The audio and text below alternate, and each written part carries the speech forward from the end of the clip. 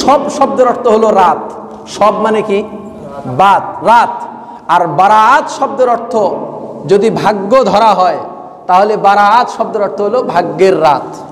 কি রাত? ভাগ্যের রাত। এই রাতটাকে উর্দুতে ফার্সিতে এইভাবে শবে বরাত বলা হয়, ভাগ্যের রাত বলা হয়। যেহেতু এই রাতটাকে ভাগ্যের রাত বলা হয়, যদি সত্যি এই রাতটা ভাগ্যের রাত হয় তাহলে এই রাতটার ভাগ্য নির্ধারণের বিষয়টা কোরআন হাদিস দ্বারা প্রমাণ হতে হবে কি না? আমার কথা কি বুঝতে অসুবিধা হইতেছে আপনাদের? মা দলিল কিছু কথা আমাদেরকে বুঝতে হবে। এই রাতটা শবে বরাত বলে প্রমাণ করতে গিয়ে কিছু মুফাসসিরিনে কেরাম কোরআন শরীফের একটা আয়াত তুলে ধরেন, সূরা দুখানের একটা আয়াত, ইন্না আনজালনাহু ফি লাইলাতিন মুবারাকাতিন, নিশ্চয়ই আমি তাকে বরকতের রাতে নাজিল করেছি। এই আলোচনা আমি এর আগে বহু করেছি। কাকে নাজিল করেছি? উত্তর হলো কোরআনকে নাজিল করেছি। এ ব্যাপারে কেউ দ্বিমত করে না।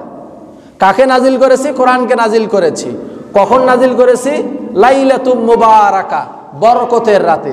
কিছু উলামা এই বরকতের রাত বলতে এই শাবান মাসের 14 তারিখ দিনগত রাতকে তারা বোঝান। 14 তারিখ দিনগত রাতকে তারা, আজকে যেই 14 অতিক্রম করে আমরা 15 রাতে প্রবেশ করতেছি, আজকে 14 চলে যাচ্ছে আমাদের কাছ থেকে।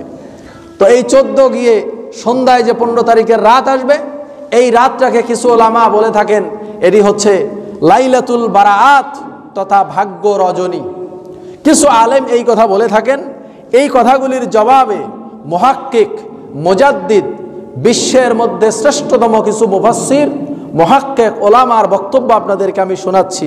আল্লামা ইবনুল কাইয়িম রাহিমাহুল্লাহ তিনি বলেন, ওয়াহাজিহি ফি লাইলাতুল কদর কাতআন লিকাউলিহি তাআলা ইন্না আনজালনাহু ফি লাইলাতুল কদর ওয়া মান জামা আন্নাহা লাইলাতুন নিসফি মিন শাবান ফাকাদ গালাতা।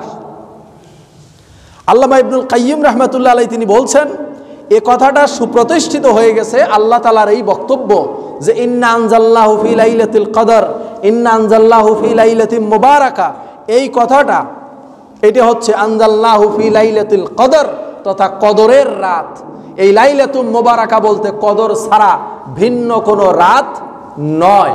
এরপর তিনি বলছেন, ওমান জামা আন্নাহা লাইলাতান নিসফি মিন শাবান, যদি কেউ এটা প্রমাণ করতে চায় এই লাইলাতুল কদর দ্বারা, লাইলাতুল মুবারাকা দ্বারা লাইলাতুন নিসফি মিন শাবান, শাবান মাসের মধ্য রজনীকে যদি কেউ বোঝাতে চায়, ফাকাদ গালাতা, সে ভুল করল। নামাজ গলত হয়, আপনারা গলত বলেন না শব্দটা? বাংলায় মাঝে মাঝে আপনার গলত শব্দটা ব্যবহার করেন কিনা? গলত, গলত বলতে কি বুঝান বলেন তো? ভুল, বিভ্রান্তি। তিনি বলছেন, আল্লামা ইবনুল কাইয়িম বলছেন, এই লাইলাতুল মুবারাকা যদি কেউ দ্বারা যদি কেউ লাইলাতুন নিসফি মিন শাবানকে বোঝাতে চান, ফাকাদ গালাতা, তাহলে সে বিভ্রান্ত হয়ে গেল, সে ভুল করে বসলো। এরপরে আসেন দ্বিতীয়ত, পৃথিবীর সর্বশ্রেষ্ঠ কিতাব তাফসীর ইবনে কাসির। বলেন তো তাফসীরের কি নাম? তাফসীর ইবনে কাসির।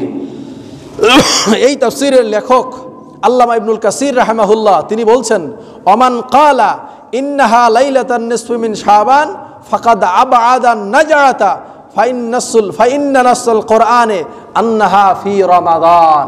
যদি কেউ এই লাইলাতুল মুবারাকা দ্বারা লাইলাতুন নিসফি মিন শাবান এইটা প্রমাণ করতে চায়, ফাকাদ আবআদান নাজাতা, সে সফলতা থেকে অনেক দূরে।